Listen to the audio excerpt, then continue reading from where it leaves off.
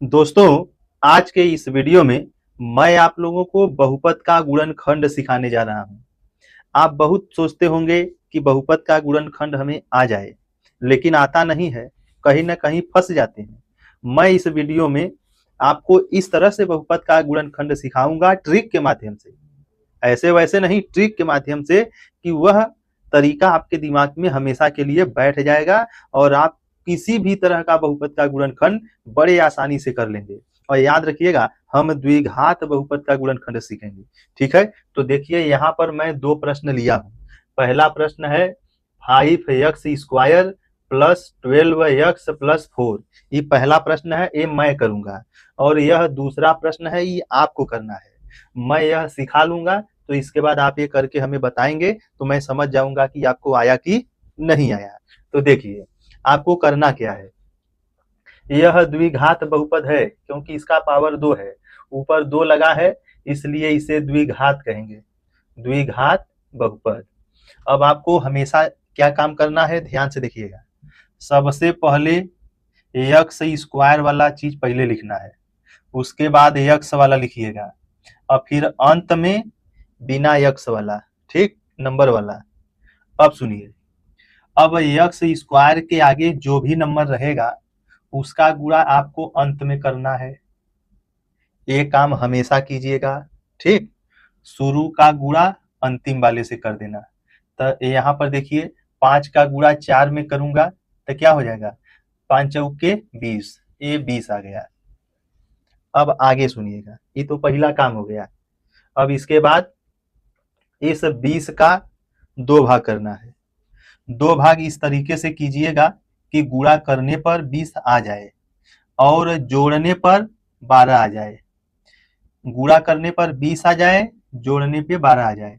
तो यहाँ पर देखिए, अगर मैं इसको 2 भाग करूंगा इस तरीके से 5 और 4 में, तो गुणा करूंगा तब 5 चौके 20 हो जाएगा। लेकिन इनको जोड़ने पर, इन दोनों नंबरों को जोड़ने पर हमारा 9 आ रहा है और हमको चाहिए था 12। ठीक है, जोड़ने पर बीच का नंबर आना चाहिए।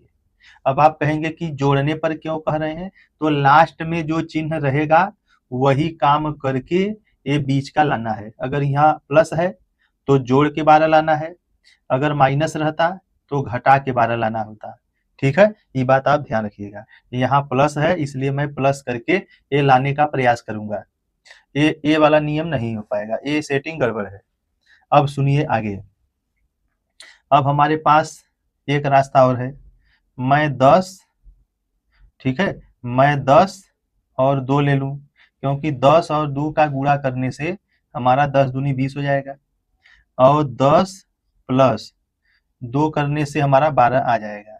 ठीक है, यही हमें जरूरत था। तो इसका मतलब हमारा ये वाला सेटिंग सही है। अब सुनिए आगे। यहाँ तक अगर आप कर लिए तो याद रखिएगा, आपका 50% काम हो गया है। यही नंबर लोग खोज नहीं पाते हैं और आप अगर खोज लिए हैं तो बहुत काम हो गया। अब सुनिए, अब इसके बाद 5x² प्लस इस 12 को अब हटा देना है। अब ये 12 नहीं लिखना है, 12 के बदले में 2 भाग जो किए हैं वो लहा के लिख दीजिएगा। ठीक, मैं इसको लिखूंगा 10 प्लस 2। ठीक है, और ये यक्स बगल में जो है उसको वैसे ही लिख दीजिए और ये 4 को अपने स्थान पे कायम रखिए। ठीक, केवल यही परिवर्तन हुआ है। अब सुनिए, ये 5x² पहले लिख दीजिए प्लस, अब यक्स का गुणा इन दोनों नंबरों में कर दीजिए। यक्स का गुणा 10 में करेंगे तो ये हो जाएगा 10x। यक्स का गुणा 2 में करेंगे, ये हो जाएगा 2x और ये प्लस 4 अपनी जगह। मैं यहाँ पे एक लाइन खींच दूं ताकि अलग रहे। अब सुनिए आगे, यह 5x² अपने स्थान पे रहेगा। अभी ब्रैकेट खोल दीजिए, इस ब्रैकेट को हटा दीजिए और याद रखिएगा, ब्रैकेट हटाते समय भी दिमाग लगाना पड़ता है। अगर ब्रैकेट, ये जो हमारा कोष्टक है ना, इसके बाहर कौन सा चिन्ह है, प्लस है, इसके बाहर प्लस है। अगर ये प्लस रहेगा तो बस केवल ये कोष्टक हटा देना है, कहीं कुछ नहीं करना है। लेकिन यहाँ अगर माइनस रहता ना तो काम बढ़ जाता है। ए अगर माइनस रहता तो अंदर का चिन्ह बदल बदल के लिखना पड़ता। अगर ई प्लस है तो माइनस हो जाता, ए प्लस है तो माइनस हो जाता, लेकिन यहाँ प्लस है कोष्टक के बाहर तो अंदर कोई परिवर्तन नहीं होगा, आप इसको ऐसे ही उतार दीजिए।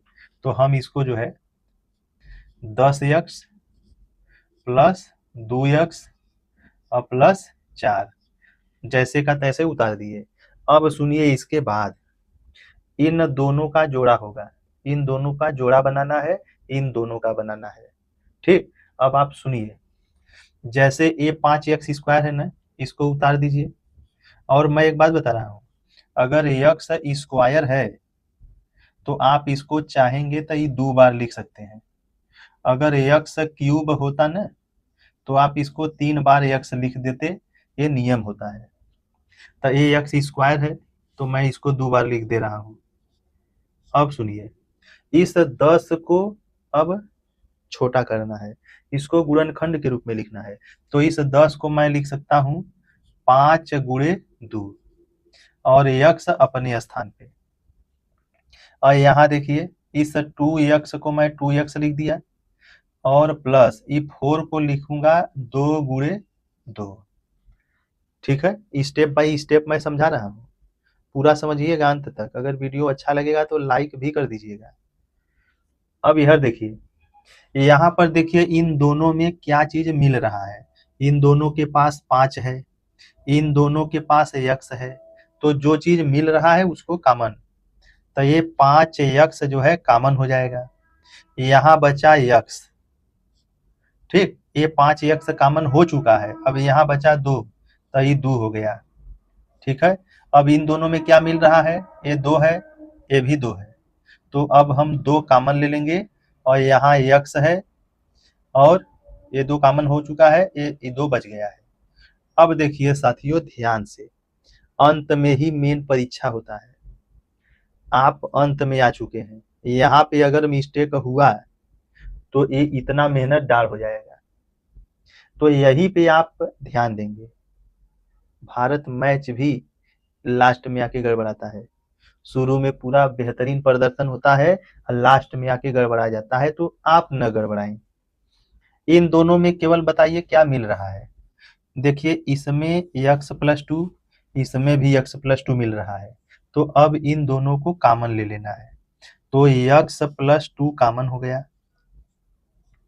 x+2 कॉमन हो जाएगा तो 5x बचेगा यहाँ, और ये कॉमन हो चुका है तो 2 बच जाएगा। देखिए यही इसी को कहते हैं गुणनखंड। यहाँ पर देखिए प्लस प्लस था, यानी यह जोड़ खंड था, अब ये गुणनखंड आ गया। क्यों? क्योंकि इनके बीच में गुणा का निशान है, इसलिए ये गुणनखंड हुआ, और यही हम लोगों का क्या हो जाएगा, आंसर। ठीक है, और इस प्रश्न को ध्यान से सुनिएगा भैया, इस प्रश्न को आप हमें करके बताइएगा कि गुणनखंड में आपका क्या आया।